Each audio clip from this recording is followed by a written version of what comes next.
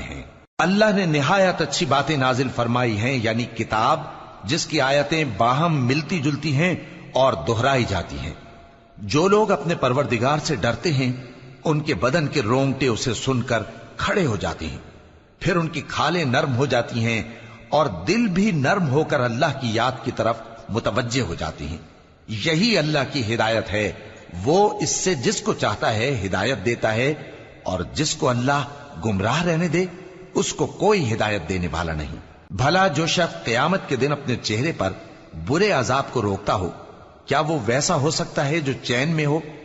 और जालिमों से कहा जाएगा कि जो कुछ तुम करते रहे थे अब उसके मजे चखो। जो लोग इनसे पहले थे उन्होंने भी तकजीब की थी, तो उन पर अजाब ऐसी जगह से आ गया कि उनको खबर ही न थी। फिर उनको अल्लाह ने दुनिया की जिंदगी में रसवाई का मजा चखा दिया, और आखिरत का अजाब तो